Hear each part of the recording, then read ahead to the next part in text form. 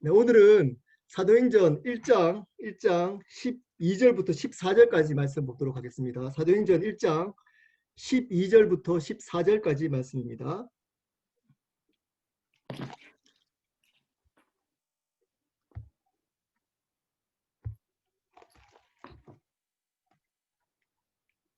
찾으셨으면 제가 한번 읽어보도록 하겠습니다. 사도행전 1장 12절부터 14절까지 말씀입니다. 제가 읽겠습니다. 사도행전 1장 12절부터 14절입니다. 사도행전 1장 12절부터 14절까지 말씀입니다.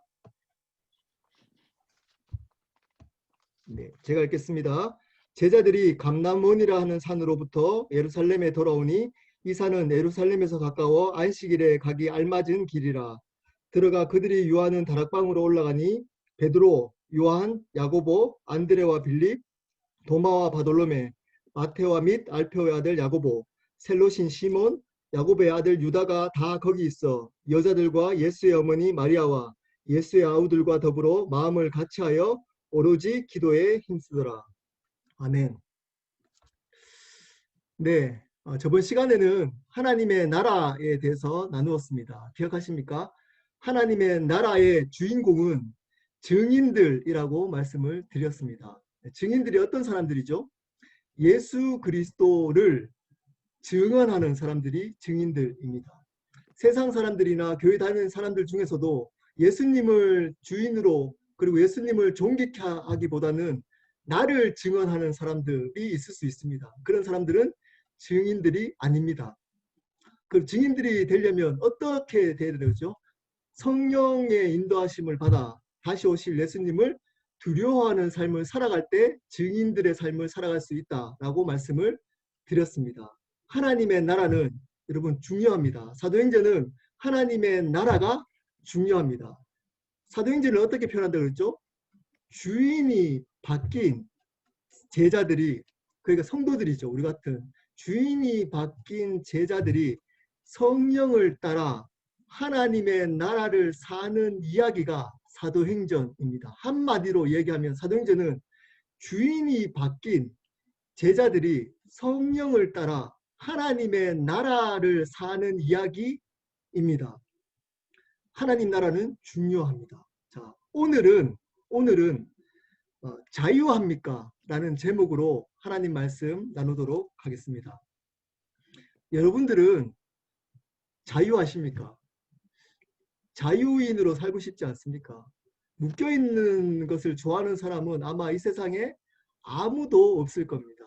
속박받는 거 혹시 좋아하는 사람 있습니까? 네, 옛날에 그 이제 애인이나 사랑하는 사람한테 잠깐 눈이 멀어가지고 잠깐 한 3개월이나 한 6개월 정도는 가능합니다. 또 결혼해서 한 3년 정도는 가능합니다.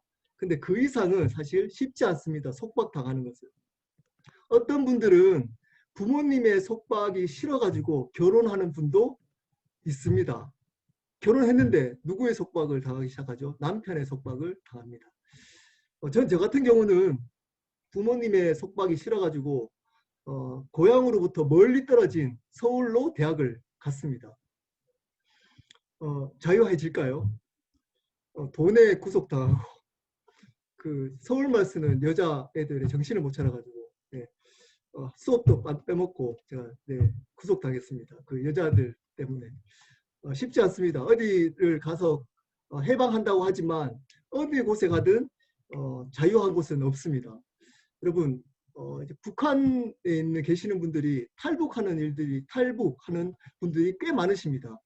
옛날에는 워낙 많아가지고 이분들을 주제로 하는 프로그램도 꽤 많이 있었어요. 지금도 아마 저는 잘 모르겠는데 지금도 아마 있을 겁니다. 그 탈북하신 분들을 이제 프로그램으로 만드는. 이제는 탈북을 해도 뉴스에 나오지도 않습니다. 워낙 많은 분들이 탈북하셔가지고. 왜 이분들이 탈북하실까요? 다른 이유 없습니다. 자유하기 위한 겁니다. 북한에 있는 그 구석을 벗어나서 한국에 있는 자유를 누리기 위해서 탈북하십니다.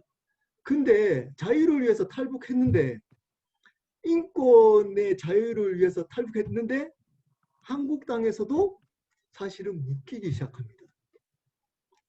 돈에 묶이고 사회적 편견에 묶이고 어떻게 보면 말에 북한말 쓰잖아요. 그러면 그 언어에 또 묶이기 시작합니다. 여자분들은 성추행, 성폭행에 또 남자분들 그런 분들의 또 나쁜 남자분들 때문에 힘든 삶을 또 살아갑니다. 묶여서 살아갑니다. 그래서 자살하는 일들이 꽤 많답니다. 탈북하신 분들이 한국에 적응을 못해서. 미국은 어떨까요? 자유의 여신상이라고 이제 대표하는 그 미국 자유의 나라. 여러분 미국에 살아보시니까 자유하십니까? 거의 이제 여기 살려면 하루 종일 일을 하셔야 되잖아요. 그리고 그 인종, 언어, 사회적 능력에 따라서 묶여서 살아. 자유라고 얘기하는 그 자유를 통해서도 어떤 일이 있느냐. 그 정치로 그 자유를 이용하기 시작합니다. 그 자유를 정치로 이용합니다. 그게 뭘까요? 동성애, 총기 이런 겁니다. 오히려 그 자유 때문에 묶이기 시작해요. 총 때문에, 동성애 때문에 눈치 보기 시작합니다. 이 세상에 어느 곳도 자유한 곳은 없는 것 같습니다. 오늘 말씀은 자유에 관한 말씀인데 여러분 오늘 말씀 한번 보시기 바랍니다. 자유란 단어를 찾을 수 있겠습니까?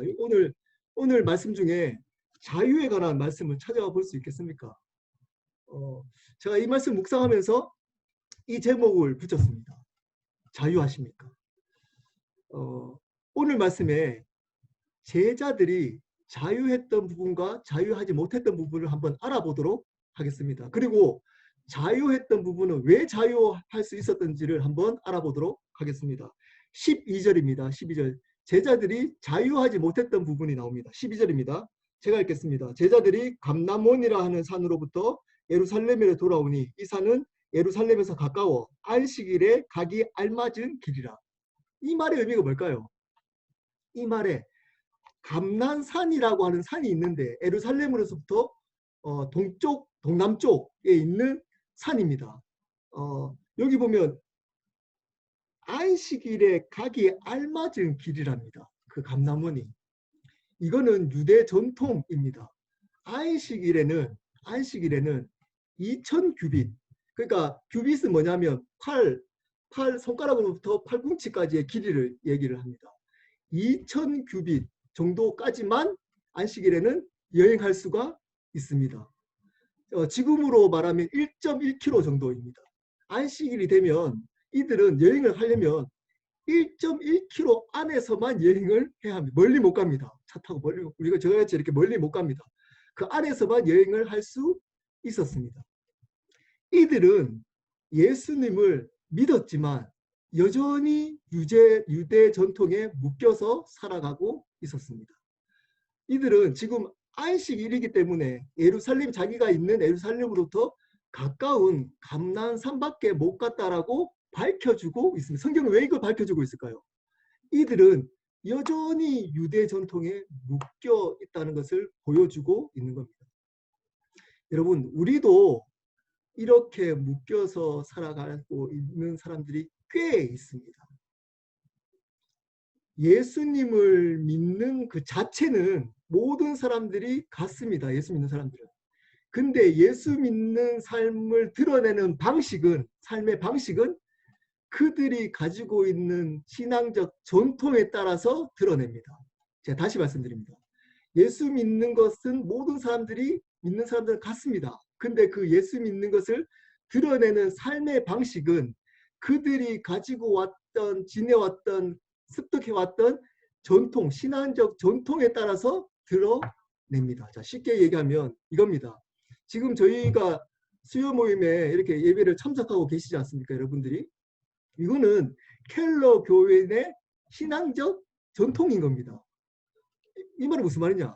이렇게 참석하는 거 잘하셨습니다. 수요 모임에 이렇게 참석하는 거 너무 잘하셨습니다. 근데 이 자체가 여러분 신앙이 아닙니다. 열심히 참석했다고 신앙 좋은 것 아닙니다. 여러분 그렇게 착각하시면 큰일 납니다. 전통을 지켰다는 그 자체가 신앙이 될 수 없습니다.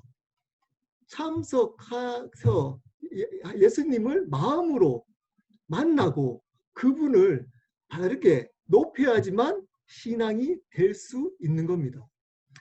교회에서 예배를 드릴 때 그 교회마다 신앙적인 전통이 있습니다. 어떤 분들은 성가대를 하는 예배도 있고 어떤 분들은 그냥 찬양팀만 하는 교회도 있습니다. 그렇게 참석하는 거 열심히 그에서 성가대 참석하시거나 아니면 이제 찬양대 참석하시는 건 좋은 일입니다. 열심히. 그리고 예배에 빠지지 않는 것 좋은 일입니다. 그런 예배. 근데 그 자체가 신앙이 아닙니다. 그때 당시에 유대인들은 해야 할 것 200, 영어로 자꾸 생각나네요. 248가지. 그리고 하지 말아야 될 것 365가지. 총 613가지를 지켜야 했습니다. 유대인들은. 거기에다가 유대 전통까지 지켜야만 했습니다. 왜일까요? 그래야지만 자기가 신앙을 잘 지키는 것 같은 생각이 들었기 때문입니다. 그렇게 인정받았기 때문입니다.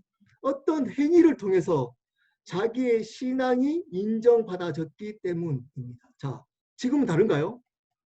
지금은 다른가요? 헌금 많이 하면 신앙 좋은 것으로 인정합니다.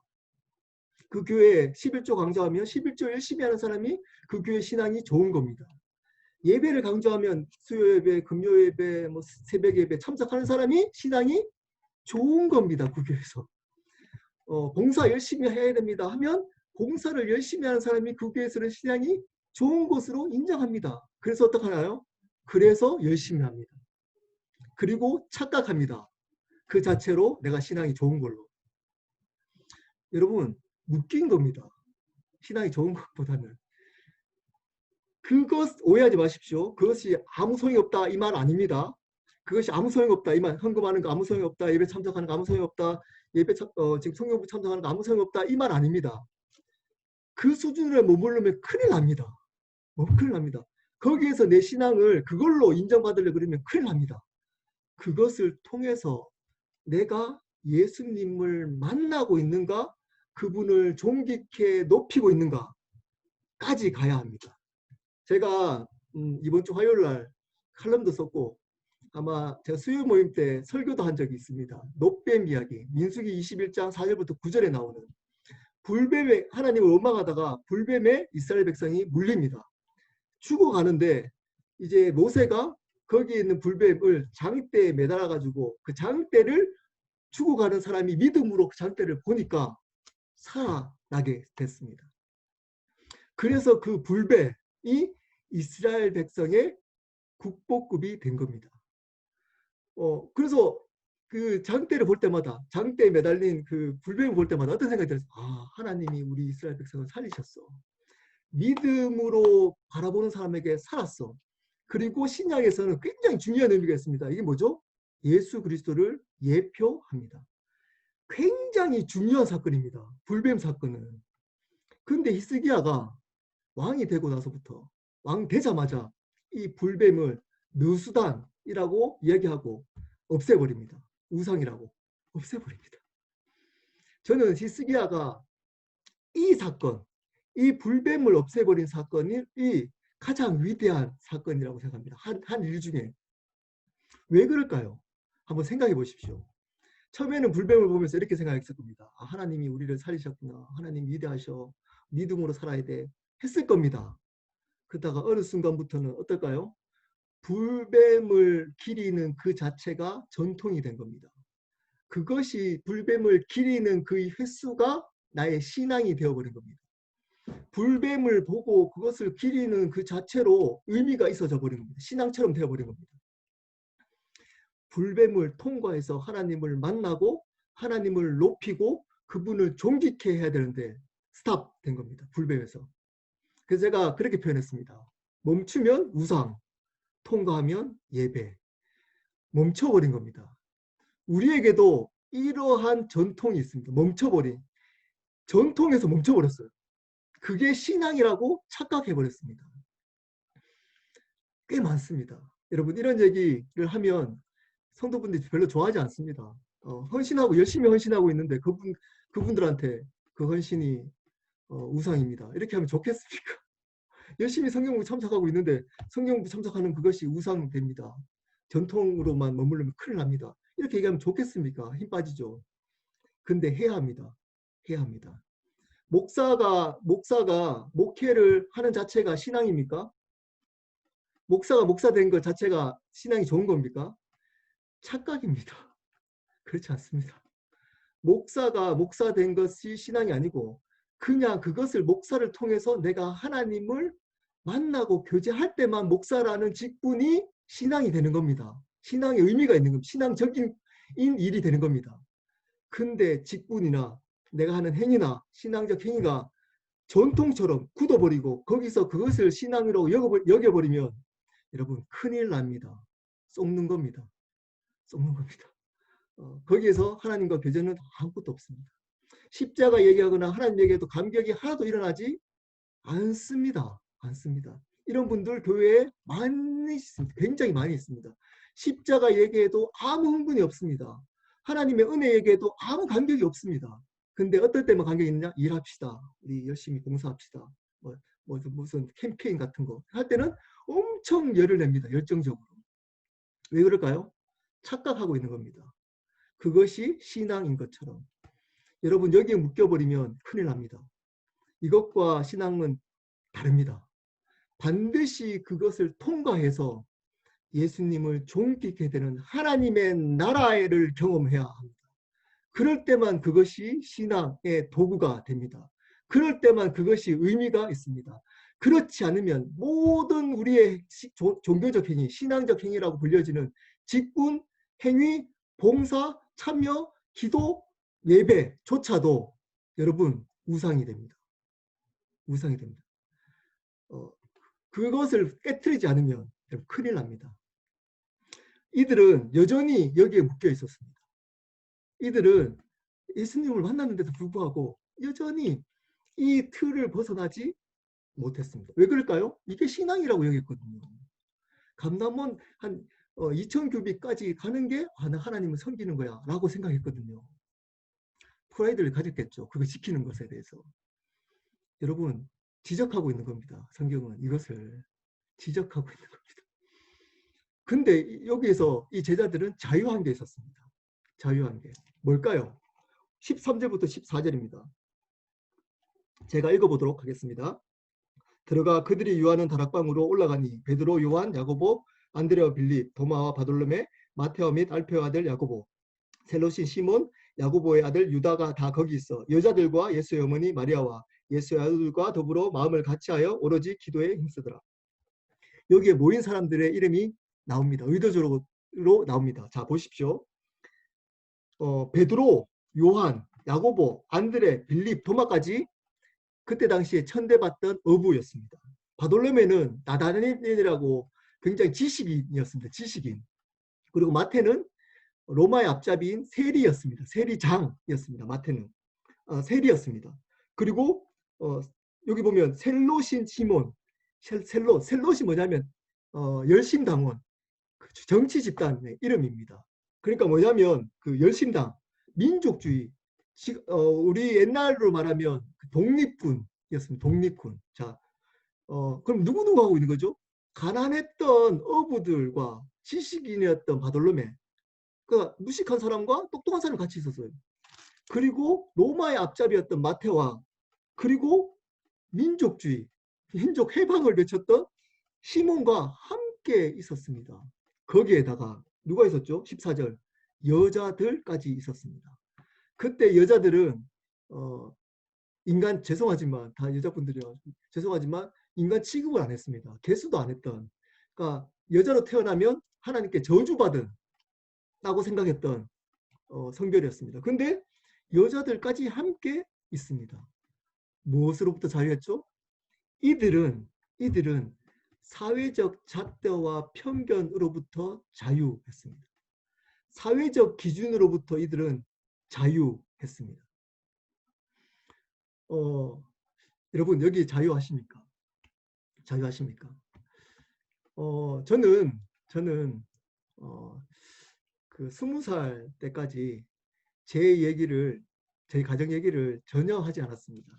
저 처음 보시는 분들은 착각하시는 분들이 굉장히 많으세요. 이제 곱게 어릴 때 사랑 많이 받고 고생 하나도 안 하고 뭐 지금도 그런 오해를 많이 받습니다. 예, 이렇게 곱게 큰 이제 고생 하나도 안 하는. 근데 제가 20세까지는 저희 가정 얘기를 한 번도 한 적이 없습니다. 저희 아내하고도 제가 한 달 연애하고 석 달 만에 결혼을 했거든요. 장모님이 저희 가정을 잘 몰라요. 그러다가 이제 설교 때 제 가정 얘기를 하는 거 듣고 깜짝 놀라셨대요. 장모님이 저희 집에 오셔가지고 이야기를 하시다가 조심스럽게 저한테 얘기를 하시더라고요. 만약에 그 전에 알았으면 아마 내 딸 너한테 시집 안 보냈을 거라고 그러시더라고요. 저희 가정에 대해서 아셨다면 뭐 제가 뭐 종종 나누지만 저희 아버님은 귀가 안 들리는 장애인이셨습니다. 대화를 해본 적이 별로 없어요, 아버지하고. 그리고 어머니는 알코올 중독자이셨습니다. 그래서 항상 술 취하는 그 이제 그 냄새 나는 술 냄새 나는 그게 아직까지 있어요. 이야기를 하면 술 냄새 나는. 그래서 저는 부모님을 사랑을 받아본 적이 별로 없어요. 그러니까 보호받은 적이 별로 어릴 때부터. 그러니까 제가 항상 뭘 해야 된다는 생각이 있었어요. 제가 항상. 그리고 힘들면 안 되는, 항상 이렇게 웃어야 되는. 하여튼 그렇게 크고 그러니까 주위에서는 이제 뭐 그래도 돈이 좀 있었으니까 그래서 이야기도 못하고 그렇게 지냈습니다. 한 번도 얘기를 안 했어요. 저희 가정을 알까봐 거짓말에 또 거짓말하고 풀어보면 또 거짓말하고 아버지 직업 뭐 어머니 얘기하면 또 거짓말하고 그렇게 지냈었습니다. 20살까지. 그러다가 예수님을 만나고 나서 처음으로 제가 저희 가정을 얘기를 했습니다. 처음으로. 저의 수치스러운 거죠. 수치스러운 거죠. 그걸 처음으로 제가 나눴습니다. 자유한 거죠. 자유한 거죠. 저는 이때까지 그것이 그러한 사회적으로 보면 부끄러운 거잖아요. 제 가정이. 근데 예수님의 눈으로 보니까 그것이 은혜더라고요. 은혜. 그러니까 제가 주인이 바뀌니까 이것을 얘기해야겠더라고요. 왜냐? 은혜를 나눠야 되기 때문에.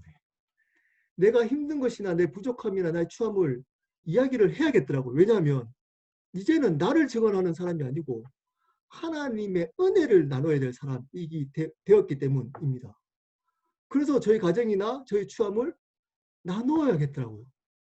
나누니까 은혜가 들어오더라고요. 은혜. 자유함이죠. 자유함. 이들은 왜 이렇게 자유할 수 있었을까요? 이 제자들은 어떤 이유로 이렇게 보십시오. 이런 이게 조합이 될까요? 이런 아마 만약에 이런 분들이 만약에 저희 교회 왔다면 쉽지 않을 겁니다. 쉽지 않을 겁니다. 예, 이런 분들이 만약에 왔다면 저희 교회 왔다면 아마 그분들을 받아들이고 함께 신앙생활 하기가 쉽지 않을 조금만 요즘 그렇잖아요. 한국은 조금만 맞지 않으면 죽일 듯이 덤벼들잖아요. 기독교인이 더 그러잖아요. 근데 이런 여기 지금 있는 이분들은 그때 당시에 가장 반대되는 분들, 힘든 분들이 함께 모여 있어요. 함께. 그들 안에는 이 세상으로부터 오는 잣대로부터 자유케 됐기 때문에. 세상의 기준. 세상이 보기에는 이렇지만 하나님 보시기에는 똑같았기 때문이었습니다. 이들은 왜 그럴까요? 첫 번째입니다. 두 가지를 경험했습니다. 이들은 두 가지를 경험했습니다. 첫 번째입니다. 부활하신 주님을 경험했습니다. 이들은 이전에 부활하신 예수님을 경험했습니다. 자, 이분이 예수님이 십자가에 돌아가신 줄 알았더니 부활하셔서 살아계신 거예요. 그리고 그분이 이들의 주인이 되어버린 겁니다. 이들이 예수님이 주인 되는 그 나라가 뭐죠? 하나님의 나라입니다. 그러니까 이 세상의 나라로부터 이제는 예수님이 주인 되어서 다스리는 하나님의 나라로 신분이 바뀌어진 겁니다. 나라가 옮겨진 겁니다.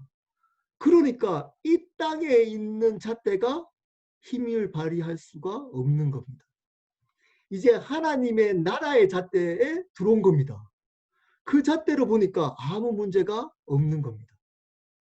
근데 여전히 이 세상의 잣대로 사람들을 대하고 있다면 여러분 그들을 혹시나 그 사람은 하나님의 나라에 들어가지 않는 사람일 수 있습니다. 여러분 지금 미국은 총기를 사용할 수 있잖아요. 근데 한국에서 총기 사용할 수 있나요? 사용할 수 없잖아. 왜 그럴까요?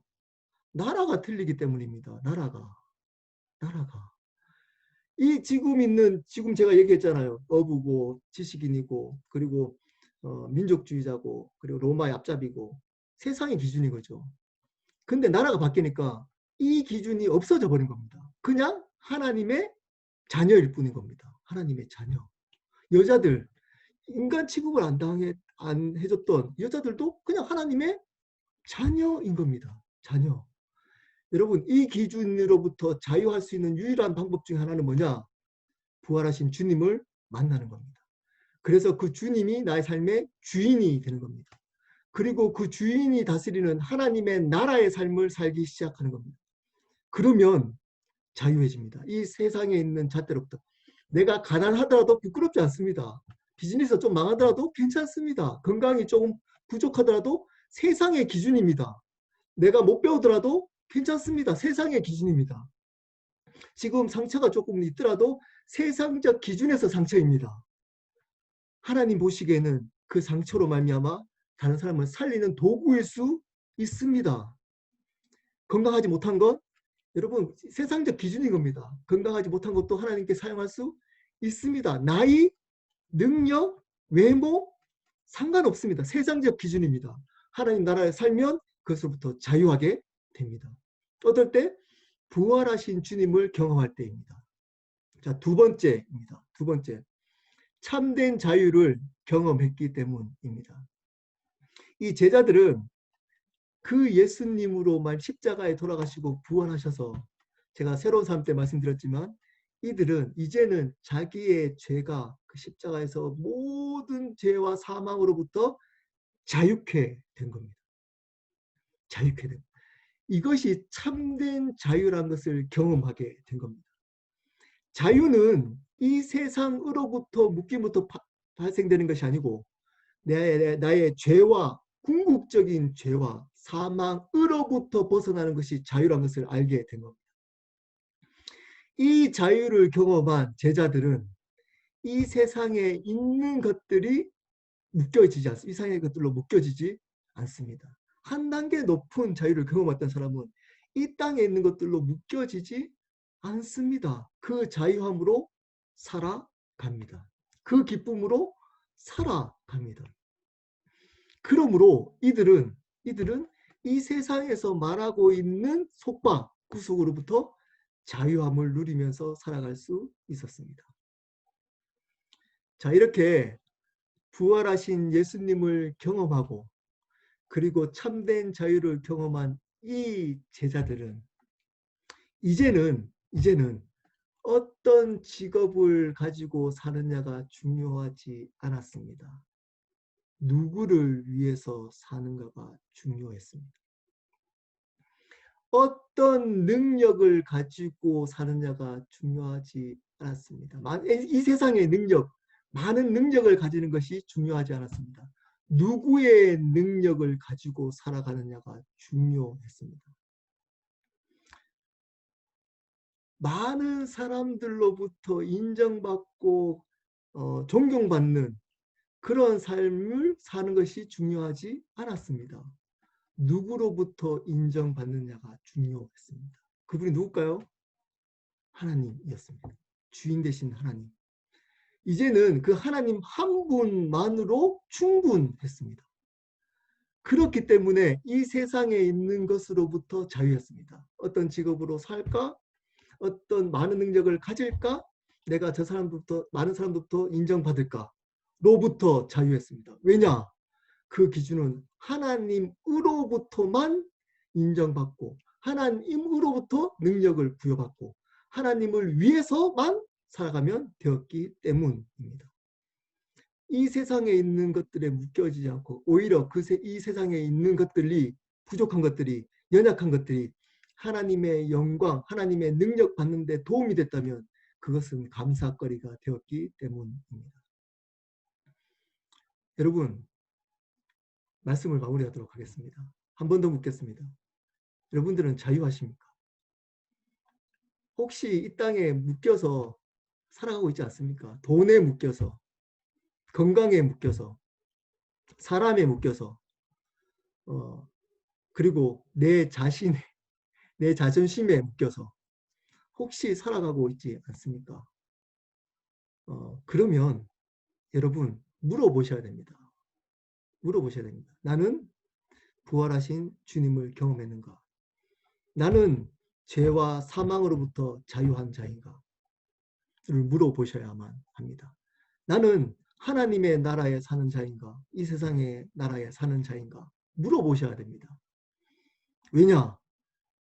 말씀드렸지만 예수 그리스도를 부활하신 예수님을 경험하고 하나님의 나라를 살아가는 사람, 죄와 사망으로부터 참된 자유를 경험한 사람은 이 세상에 묶여서 살아가지 않기 때문입니다. 그것으로부터 자유하며 살아가기 때문입니다. 그러므로 우리는 어떻게 열심히 할까, 행동, 열심히 교회 봉사할까, 참석할까, 더 중요하지만, 나중에 중요하지만 그 이전에 해야 될 게 있습니다. 해야 될 게 있습니다. 그분과의 관계입니다. 예수님과의 관계. 나는 부활하신 주님을 날마다 만나고 있는가?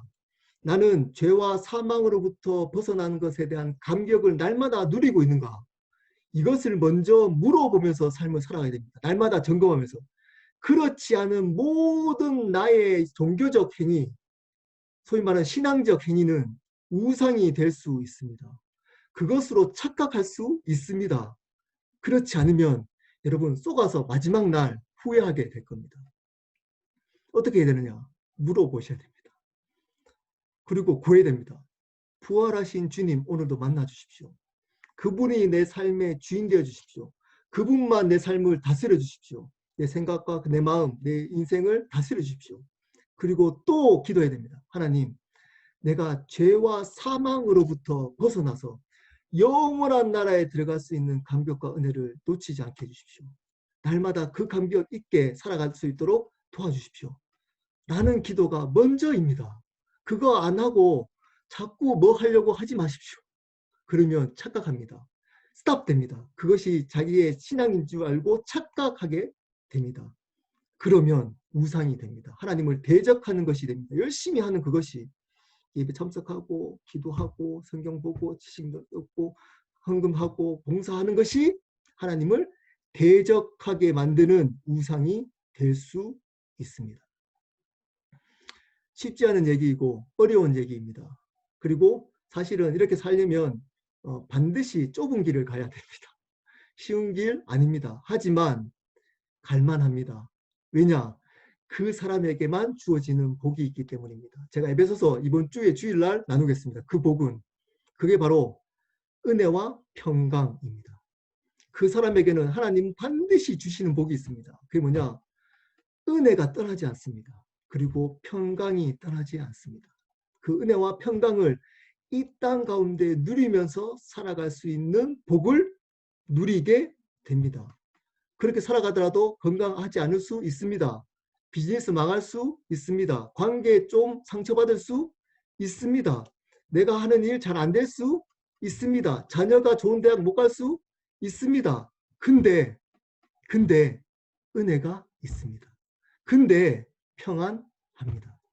이것이 하나님의 나라에 사는 자의 가장 큰 복입니다. 이 복을 누리며 사는 우리 성도들이 되었으면 좋겠습니다.